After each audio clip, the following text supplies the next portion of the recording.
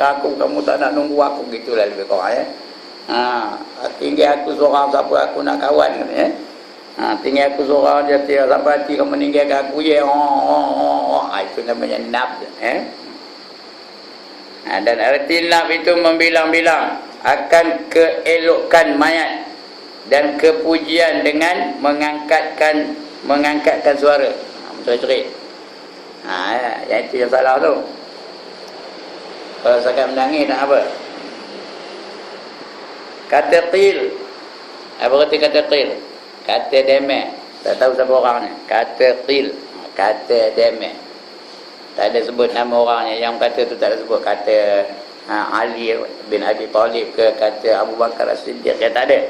Kata qil. Kata demeh. Entah siapa entah. Itu kata qil. Kita kalau baca kitab tua akan jumpa banyak kata qil, kata qil. Kata bahasa Arabnya qila wa qala. Arti niyahah itu iaitu menangis atas kematian mayat serta membilang akan keelokan mayat. Dia masa hidup baik benar, hari-hari bagi aku duit, hari-hari bagi aku lemang. Dia nolong aku, tak boleh tengok aku ni susah, dia pun datang dia minta tolong. Itu namanya merata-rata niyahah namanya. Membilang-bilangkan keelokan mayat, kebaikan mayat tu. Telah berkata ashab kami. Ashab tu artinya sahabat-sahabat kami. Kalau seorang sahabat, kalau ramai ashab, telah berkata ashab kami. Dan haram mengangkatkan suara dengan melebihi pada menangis. Nangis tak apa, mengangkat suara haram hukumnya, lebih daripada menangis. Dan ada pun menangis atas kematian dengan tiada mengangkatkan suara, maka tiada haram. Jangan gelak pula kalau ada orang mati. Yaho, ayah saya dah mati ya. Jangan buat begitu pula ya. Bukan suruh seronok mati tu bersedih tak apa, tapi jangan sampai meninggikan suara. Saya baru lagi mengalami kematian bulan 11 tu. Mula-mula adik saya meninggal dunia, 63 tahun meninggal dunia. 12 hari lepas itu kakak saya pula meninggal dunia. Sedih lah, bukan tak sedih, tapi tak adalah mengobak-ngobak merau-rau. Sekarang ni tinggal saya terkontin-kontin seorang. Tahu ke terkontin-kontin orang sini? Artinya macam buah-buah kayu lah, dia terkontin satu je, sebuah je. Macam tu lah. Kalau tak ada adik-beradik, nunggu giliau saya je dah. Tunggulah, tak lama lagi ya. Bukan lama benar lagi. Itu dah. Dan haram mengangkatkan suara dengan melebihi pada menangis. Dan ada pun menangis atas kematian dengan tiada mengangkatkan suara, maka tiada haram. Dan sabda Nabi SAW, an-nayahatu amalun min a'malil jahiliyah. Artinya meratap-ratap atas kematian itu satu perbuatan daripada beberapa perbuatan orang jahiliyah. Apa berarti orang jahiliyah? Orang-orang yang hidup sebelum datang Islam. Itu nama jahiliyah. Sebelum datangnya Nabi SAW, orang itu namanya jahiliyah. Tuan-tuan dan puan, bila sebut jahiliyah, jangan anggap bahawa orang jahiliyah tu apa tak tahu. Walaupun namanya jahil, tapi dia bukan apa tak tahu.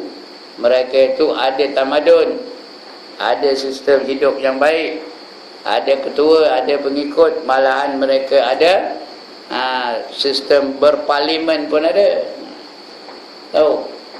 Ada parlimen mereka ketika itu. Digelar dengan gelaran Darun Nadwah. Dan ketuanya adalah Abu Jahal, ketua parlimen ketika itu, Mekah tu, sebelum datang Islam lagi. Mereka juga dah pandai membaca, dah pandai menulis, sudah menghasilkan karya-karya agung. Dan mereka bila menulis apa-apa buku, dipamerkannya di Kaabah. Siapa yang menang pertandingan pertulisan, dipamerkan yang menang tu di pada Kaabah. Semua orang baca. Itu hadiahnya. Masyhur dia. Orang tu masyhur di kalangan orang-orang Mekah lah ketika itu. Mereka juga dah pandai berhibur. Dah ada pasar malam tu tau. Bukan di sini sekarang aja, dulu masa zaman Rasul tu dah ada pasar malam.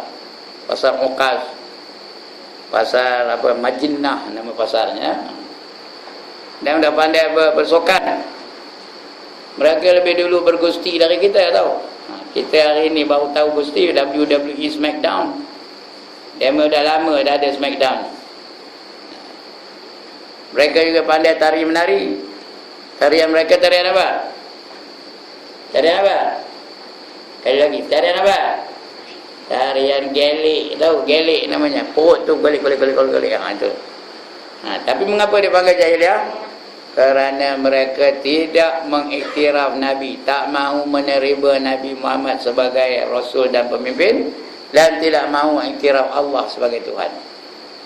Jadi jahiliah itu artinya orang-orang yang tak mahu menerima Muhammad sebagai pemimpin dan menerima Allah sebagai Tuhan. Itu namanya orang-orang jahiliah.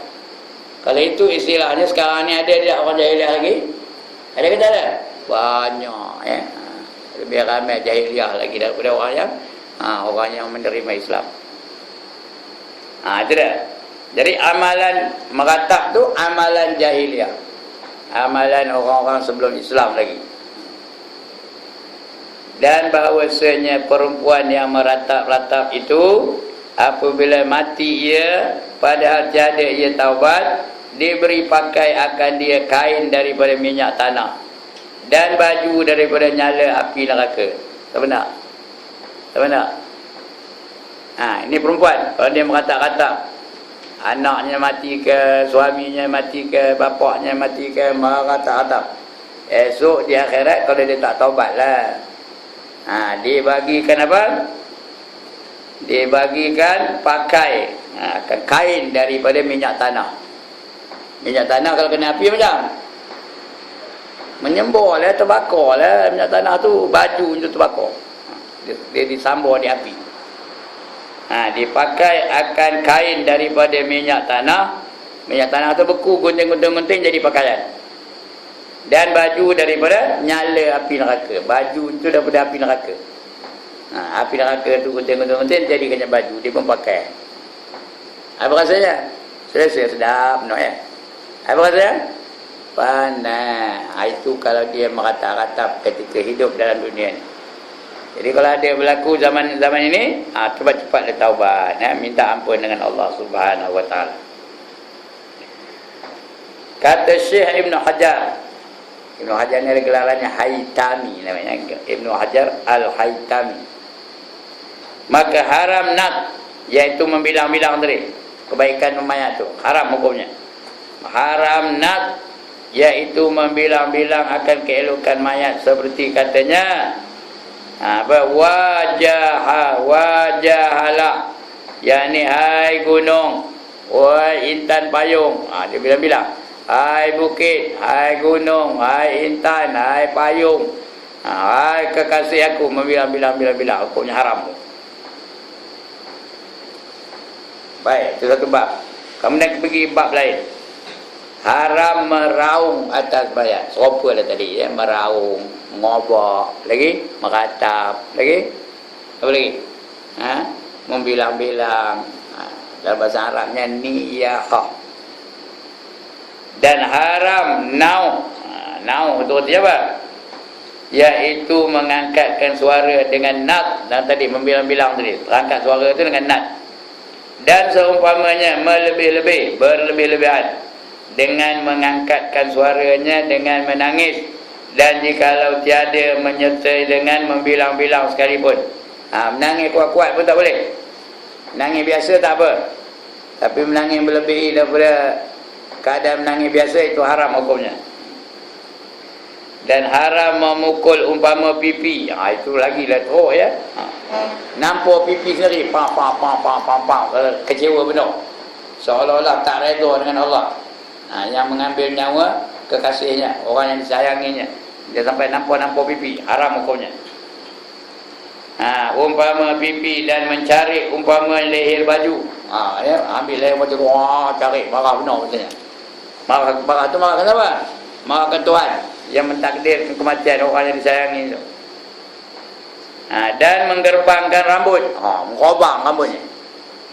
Padahal rambut boleh dikobang kan? Kalau tengah marah boleh rambut kobang. Wow, betul rambut tu boleh. Berkambat keliling. Keliling kampung tengah ni. Boleh. Haram hukumnya. Dan mencukurkan dia. Dicukurkan juga rambut tu. Dan mencabutkan dia. Dicabut-cabutnya rambut tu. Tanda kemarahan sungguh. Orang katap tu. Macam dah tak sedar kendiri. Dan menghitamkan muka. Dihitam-hitamkan muka tu. Tanda sedih maksudnya. Tanda berkabung. Hitamkan muka tu. Nak benar muka tu hitam. Di akhirat besok, muka orang beriman dan beramal soleh, mukanya putih je lah. Muka musuh-musuh Allah hitam. Itu sebab kita ketika ngambil uduk, kita doa, Ya Allah, Ya Tuhanku, putihkanlah muka aku. Di hari Engkau putihkan muka wali-wali Engkau.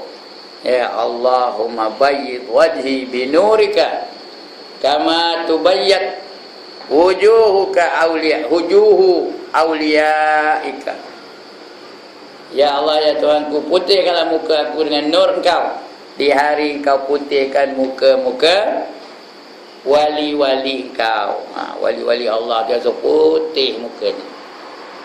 Putih dengan nur, dengan cahaya. Bukan putih dengan cat. Putih dengan cahaya. Berseri-seri wajahnya. Walaupun dia kulit hitam, tapi putih juga nanti di akhirat. Dengan cahaya Allah, nur Allah tu. Putih berseri, putih cantik.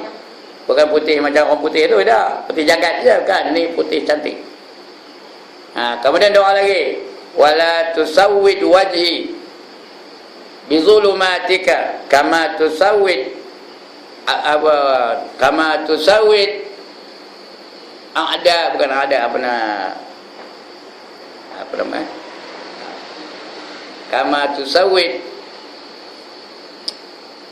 dah lupa saya. Musuh-musuh, apa cakap Arab musuh ya? Di hari Engkau hitamkan muka musuh-musuh Engkau. Minta doa tu ketika ngambil uduk. Ketika ngambil uduk kan kebanyak doa. Tengah basuh muka, doa supaya diputihkan muka, jangan dihitamkan. Tengah basuh tangan apa buat? Doanya apa? Bila basuh tangan kanan, doanya, Ya Allah, berikanlah kitab aku nanti di akhirat melalui tangan kananku, dan hisablah aku dengan hisab yang ringan. Bila basuh tangan kiri, apa doanya? Ya Allah, janganlah Engkau berikan kitab amalku nanti melalui tangan kiriku ataupun daripada belakangku. Itu basuh tangan. Sapu kepala, apa doanya? Ya Allah, Ya Tuhanku, haramkanlah kulit dan rambutku daripada api neraka, dan berilah aku lindungan arah di mana tidak ada lindungan melainkan lindungan arah Engkau. Kemudian sapu tengkuk, ini jarang orang buat ni. Kita buat. Sapu tengkuk tu dengan air. Doa lagi. Ya Allah, lepaskanlah aku daripada belenggu di akhirat nanti. Minta lepaskan daripada belenggu di akhirat nanti. Kemudian basuh kaki kanan. Bila basuh kaki kanan, apa doanya? Ya Allah, Ya Tuhanku, tetapkanlah kaki aku. Tetapkanlah kedua kaki aku ketika meniti siratal mustaqim. Kemudian basuh pula kaki kiri. Doanya apa? Ya Allah, janganlah Engkau gelincirkan kaki aku ketika meniti siratal mustaqim. Itu doa ketika ngambil wudu. Barulah khusyuk. Tak adalah teringatkan lain. Tak ada tengah ngambil wuduk tanya pula kawan, berapa naik nombor hari ni? Tengah ngambil wuduk apa itu? Geng bola sepak betul. Siapa menang hari ni? Lantai ke perak? Lantai ke perak? Kita tengah ngambil wuduk pun sentiasa nak ingatkan Allah Ta'ala, berdoa kepada Allah SWT, baru namanya khusyuk. Tak adalah lalai. Ini sudah-sudah dah basuh kaki je. Betul dah risuk. Kepala tadi dah basuh ridak. Dah sapu kepala. Telinga dah basuh ridak. Dah tak sedar. Ngambil wuduk pun tak sedar. Semayang lagi tak sedar. Tak ada ingatkan Allah Ta'ala. Baik, begitulah ya. Jadi haram meraung-raung ya. Katanya ya wail dengan wail, menyuruh wail tu apa? Neraka wail. Dan haram memukul umpama pipi dan mencari umpama leher baju dan menggerbangkan rambut dan mencukurkan kepala, mencukurkan dia dan mencabutkan dia. Dan menghitamkan muka. Jangan dihitamkan muka, ambil arang disapu-sapunya biar hitam muka tu. Tak buat kopi tu pun dia hitam, buat kopi tu lagi tambah hitam. Dan mencampakkan abu atas kepala. Dan menyeru-nyeru dengan wail. Dengan wail tu, ya fulan, wah fulan. Nama, kalau nama yang meninggal tu Ibrahim, oh Ibrahim, tunggu aku. Wah, itu yang haram dia. Ibrahim boleh dah sebut ya. Kalau dia dekat nak mati pun, boleh sebut orang lain marah dia, aku lambat lagi nak mati gitu. Masuk azam marah dah. Tak marah, ya kena. Azam, tunggu aku, jangan lepas aku pergi. Itu haram tu ya. Itu wail. Wail tu neraka wail. Dan subur. Namanya subur. Sa tu kan sin ya. Subur. Yakni kebinasaan.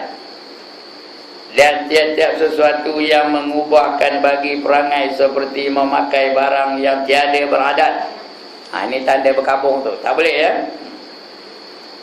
Memakaikan dia sekali-sekali seperti menanggalkan suatu daripada pakaiannya dan keluar dengan tiada pakaiannya atas menyalahi adat. Itu dia cara-cara meratap macam-macam. Kadang-kadang buang kain lah dia, buang baju lah dia, buang seluar lah dia. Ya boleh ni jadi benda yang keliling kampung tengah ni. Itu semua haram lah kata. Sebab apa? Tak setuju dengan keputusan Allah.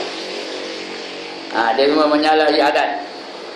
Dan sabda Nabi sallallahu alaihi wasallam, man fa'ala nayahata kana aduwwan lillah wal malaikati wan nasi ajma'in. Barang siapa memperbuat akan niyahah. Niyahah, ingat perkataan niyahah. Niyahah tu artinya merata-rata ya. Barang siapa melakukan perbuatan niyahah adalah yastru bagi Allah dan malaikat dan manusia sekaliannya. Dia dah jadi musuh kepada Allah, musuh kepada malaikat, musuh kepada semua manusia. Dan sabda Nabi sallallahu alaihi wasallam, taji'un na'ikhatu yaumal qiyamati tanyahu kanaikhil kalb. Datang orang yang meratap-ratap itu pada hari kiamat. Kalau dia gemar meratap-ratap, mati seorang meratap, mati seorang meratap, mati seorang meratap pada hari kiamat. Yang ni pada mauqif tu artinya padang mahsyar, tempat berhenti. Mauqif artinya padang mahsyar ya. Datang orang-orang yang meratap itu pada hari kiamat, yang ni pada mauqif, menyalak-nyalak seperti menyalaknya anjing. Dia datang ke padang mahsyar nanti menyalak-nyalak. Kong bunyi anjing. Pasal dia meratap-ratap di waktu dunia dulu. Dan ini menunjukkan atas bahawasanya meratap-ratap atas mayat itu daripada dosa besar. Bukan dosa kecil ya, dosa besar. Dosa besar dia tak ada hapus dengan kebajikan, tak ada hapus dengan sembahyang, tak ada hapus dengan sedekah, tak ada hapus dengan mengambil wuduk, tak ada hapus dengan puasa. Dia hanya boleh hapus kalau dia apa? Taubat nasuha, baru hapus. Ya itu pun nak ikut syarat-syaratnya. Jadi kalau ada yang menjerit-jerit, meraung-raung, kena taubat nasuha. Minta ampun betul-betul dengan Allah Subhanahu wa taala.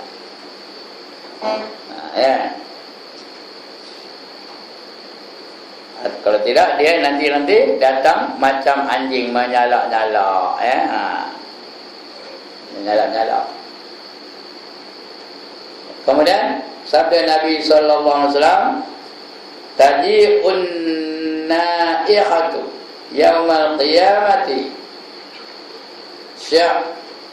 sya'sa'a ghaira'a 'alaiha jilbabun min narin wa tad'u yadaha ala ra'siha wa yaqulu ya waila ya wa waila. Katanya celaka aku katanya. Datang perempuan, ini perempuan aja dia jadinya apa? Dia jadikan Rasulullah itu sebagai contoh. Kerana yang rajin meratap tu orang lelaki ke orang perempuan. Itu sebut yang rajin meratap orang lelaki ke orang perempuan. Orang perempuan. Sebab dia kata ni, datang perempuan yang menangis. Dunia biji-biji katanya. Menangis dunia tu, terseduh, tak apa berhenti. Sebab pada hari kiamat besok, gosok gemosok, digosok-gosok, kusut masai, rupanya rambut mengobang dia, lagi berdebu, padahal di atasnya baju daripada api neraka, dan mengantar ia akan tangannya di atas kepalanya dan berkata ia, hai kebinasaanku, oh binasilaku ni. Wa waila cakap Arabnya. Tapi orang Melayu tak ada cakap Arab. Binasilaku ni ya.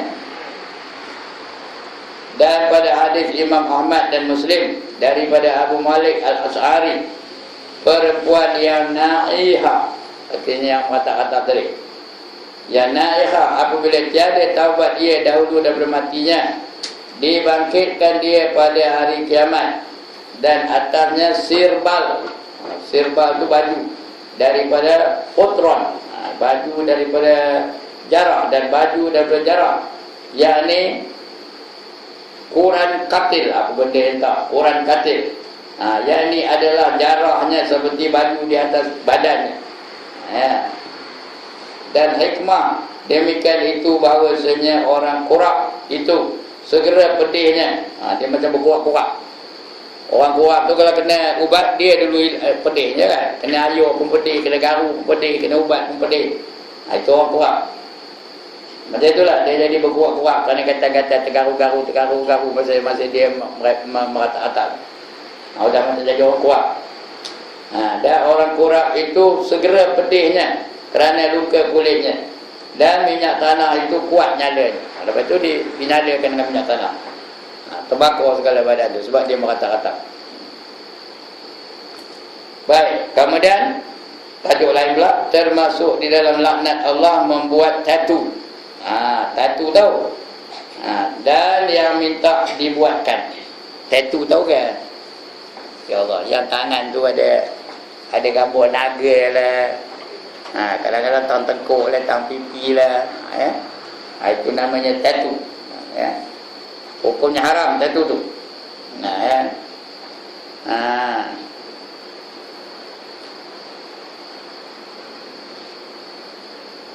Mana kata? Wasam, cakap Arabnya. Nak panggil tu wasam ni, itu tatu. Dan sabda Nabi sallallahu alaihi wasallam, la'anallahu an-na'iha wal mustami'a wal haliqa wal khariqa wasyaqqa wasalifa wal washima wal mutawassima was-salta'a was-salta'a wal marta'a. Artinya telah melanat Allah Ta'ala akan perempuan yang meratap berbiji-biji. Macam tadi cerita tu, tajuknya meratap ya, meratap berbiji-biji. Dan perempuan yang mendengarkan, dia menangis tu dengar dia orang, menangis dengar dia orang. Dan yang mencukur kepalanya, saja dibotakkannya kepala tu, mencukur kepalanya. Dan perempuan yang menarik-narik kainnya, mencari-cari kainnya, habis kain itu cari-cari. Dan yang mencari-cari akan leher bajunya, dan yang menggaru-garu akan mukanya. Bukan garu saja, goma. Tahu goma? Dia tak tahu cakap goma. Goma tu cakap muka tu sampai berdarah-darah. Itu menggaru-garu mukanya. Itu semua tanda kesedihan tu. Dan yang berbuat wasam, ini dia wasam ni tattoo ya, wasam tu tattoo. Saya pernah lepas ngajar tu seorang budak perempuan, budak Indonesia, jumpa saya. Ustaz, saya sudah buat tattoo macam ini, kata. Macam mana nak buat, kata. Dia dah buat tattoo tu masa dia di sana dulu, dah buat. Agaknya masa itu dia rock sana tu, tahu rock? Dia K-pop lah, rock lah, nari saja kerjanya agaknya. That's the way I like it. Masa itu tak sedar tu. Udah dengar saya ngajar macam tu, baru dia jumpa saya. Macam mana nak menghilang ni? Kata saya, kalau kamu kikir pun takkan mau hilang. Jadi cara yang paling baik, taubat ajalah kepada Allah Subhanahu Wa Taala. Kalau dah ada, kalau tak boleh hilang. Tattoo ni bukan mau hilang tau. Kalau dilukis dia hilang tu, tapi kalau dah jenis pakai jarum tu tak mau hilang. Dia akan lekat di situ selama-lamanya. Yang gemar tattoo ni orang Siam, orang Cina gemar benda tattoo ni. Orang India korang tattoonya tak ada banyak dia tattoo, pasal dia kulit dia tak ada putih. Jadi tak berapa nampak tattoo tu. Tapi kalau orang Cina kulitnya putih, nampak gambar naga ke, gambar bunga ke, lagi gambar singa ke, macam-macam gambar je. Jadi hukumnya haram ya. Yang gemar tattoo tu lah, mana yang kulitnya putih-putih, itu gemar tattoo tu, pasal senang nampak. Orang negro jarang tattoo. Pasal apa? Pasal kulitnya hitam, tak nampak. Itu dia. Yang banyaknya orang Cina, orang Jepun, orang putih, orang Siam, itu banyak bertattoo. Jadi kalau ada orang bertattoo, dilaknat oleh Allah Subhanahu Wa Taala. Tahu laknat? Laknat tu ada celaka kamu, laknat itu ya. Mampu kamu, laknat itu. Itu orang yang berwasam namanya, wasam. Dan yang menuntut berbuat wasam, artinya dia ngupah orang supaya buat tattoo tu. Tukang buat pun berdosa, haram. Yang bayar duit tu pun haram juga, dua-dua haram. Dan yang menjerit-jerit, kembali kepada muatab tadi, yang menjerit-jerit dan yang membuat rambutnya, yang mencabut rambutnya, cabut-cabut rambutnya pada ketika kena musibah akan mereka itu. Musibah ni akan datang pada sesiapa saja. Ya. Soalnya macam mana kamu mengendalikan musibah itu. Itu dia soalnya. Dia mesti akan kena. Kena pada saya, kena pada tuan-tuan, kena pada perempuan. Lambat laun ada lah musibah yang berlaku. Dalam hidup saya mati anak ada, mati bapa ada, mati mak ada, mati abang ada, mati adik ada, mati kakak pun ada. Itu dalam hidup saya. Itu semua musibah pula kita. Allah nak uji kita. Semua orang akan menerima ujian. وَلَنَبْلُوَنَّكُمْ بِشَيْءٍ مِّنَ الْخَوْفِ وَالْجُوعِ وَنَقْصٍ مِّنَ الْأَمْوَالِ وَالْأَنفُسِ وَالثَّمَرَاتِ وَبَشِّرِ الصَّابِرِينَ الَّذِينَ إِذَا أَصَابَتْهُمْ مُصِيبَةٌ قَالُوا إِنَّا لِلَّهِ وَإِنَّا إِلَيْهِ رَاجِعُونَ. Ulaika alaihim salawatun min rabbihim wa rahmah wa ulaika humul muhtadun. Ini Allah nak kabur kita siap. Kamu akan diuji oleh Allah. Semua orang akan diuji oleh Allah. Ya, diuji dengan kelaparan, diuji dengan ketakutan, takut ini ya, macam-macam ketakutan. Diuji dengan kekurangan harta benda.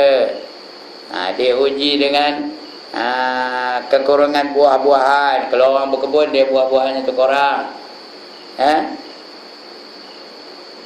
Kemudian Allah perangsang bagi kita, bagi rangsangan bagi kita. Wa basyiris sabirin. Berilah berita gembira kepada orang-orang yang sabar. Siapa orang yang sabar tu? Allazina idza asabathum musibah. Iaitu mereka-mereka yang apabila ditimpa kepada mereka musibah, bila berlaku pada mereka itu apa-apa musibah, angin kuat ke, rumah terbakar ke, kereta hilang ke, dapat penyakit ke, Ya, pergi IJN bedah dada ke macam saya ni pergi IJN belah musibah lah tu. Macam cikgu pun belah dada tu musibah lah tu. Qalu, mereka berkata, inna lillahi wa inna ilaihi raji'un. Apa kata mereka? Kami datang daripada Allah dan kepada Allah lah kami akan kembali. Apa dapat kalau dia sabar bila datang musibah? Ulaika alaihim salawatum min rabbihim wa rahmah. Mereka itulah orang-orang yang mendapat selawat dari Allah. Allah selawat pada kita. Selawat tu dia ampunkan dosa-dosa kita. Kalau selawat dari Allah itu artinya pengampunan dosa. Kalau selawat dari Nabi itu artinya keberkatan. Kalau selawat dari kita itu doa. Kita berdoa. Sebab dalam sembahyang ada selawat tak? Ada doa ya, kita doa. Allahumma salli ala Sayyidina Muhammad. Kita doa untuk Nabi Muhammad. Yang sebenarnya bukan untuk Muhammad pun, untuk kita. Itulah salawatum min rabbihim, selawat dari Tuhan mereka. Warahmah, dan rahmat. Maknanya orang yang sabar dengan musibah yang menimpa diri dia tu dapat rahmat dari Allah Ta'ala. Tak ke tak ada rahmat ni? One more time, tak ke tak ada rahmat Allah ni? Buat apa? Buat apa? Tapi tak, dia tak tahu. Buat apa rahmat Allah? Nak melayakkan diri masuk dalam syurga. Kerana kita kalau masuk syurga pun bukan dengan semayang kita tadi, bukan dengan kita mengaji kejap ni, bukan dengan kita tutup aurat, bukan dengan kita sedekah malam ni. Kalau dapat kita masuk syurga pun hanya dengan rahmat Allah Ta'ala. Jadi orang yang sabar apabila diuji oleh Allah, dia dijanjikan dapat rahmat dari Allah Ta'ala. Selain itu, wa ulaika humul muhtadun, dan mereka itulah orang yang dapat hidayah dari Allah Ta'ala. Dapat hidayah, artinya petunjuk. Kalau hidayah tu mesti baik belaka, tak ada petunjuk yang jahat. Kalau ilham dia bercampur, ada baik ada jahat. Tapi kalau hidayah, garanti yang baik-baik. Allah suruh kita bersemayang, Allah suruh kita berjihad, Allah suruh kita berjuang di jalan Allah, Allah suruh kita zikir Allah, banyak. Itu namanya hidayah. Macam tuan-tuan kejap ni dapat hidayah lah ni. Kalau tidak tak siap nak datang pun. Bila dapat hidayah datang nak tengok apa tajuk malam ni. Itu tanda dapat hidayah tu, kebaikan. Kalau tak dapat hidayah, walaupun tepi surau dengar suara saya tak nehin aja, siap nak datang. Artinya dia tak dapat hidayah. Itu dia ya. Jadi setiap kita ni mesti diuji oleh Allah Ta'ala. Tak kira lah orang kafir pun diuji, orang beriman pun diuji, orang semayang pun diuji, orang tak semayang pun diuji, orang taat pun diuji, orang derhaka pun diuji, orang berjuang jalan Allah pun diuji, orang menentang perjuangan jalan Allah pun diuji juga. Semua orang diuji. Soalannya mana ndak? Diuji oleh Allah dalam keadaan beriman dan taat, atau dalam keadaan kufur dan maksiat yang diuji juga oleh Allah? Faham ke soalan saya ni? Mana tak? Kita tengah taat, kita tengah beriman, ketika itu Allah datangkan ujian. Kalau kita sabar dengan ujian itu, dapat tadi. Dapat pengampunan dosa, lagi dapat rahmat, lagi dapat hidayah. Kalau syarat dia beriman dan beramal soleh. Tapi kalau dia kufur dan maksiat, diuji juga Allah Ta'ala. Itu tanda dia rugi di akhirat selepas dia rugi di dunia. Mula-mula rugi di dunia dulu, di akhirat pun esok akan jadi rugi. Khasirat dunia wal akhirah. Sedangkan mereka diuji juga. Katakanlah penyakit datang, wabak datang ke kampung tengah ni, dia tuju orang beriman aja ke? Wabak tu orang tak beriman tak kenal ke? Kenal juga. Dia tuju orang sembahyang je kan? Orang tak sembahyang dia tak pergi kan? Penyakit tu datang, oh ini orang ni tak sembahyang, tak ikut dia, tu serang dia, kita pergi kepada Tok Imam aja. Kita pergi kepada orang yang sembahyang, orang yang berjuang aja. Tak ada, semua kena. Itu tanda dia akan rugi di dunia dan rugi dia di akhirat.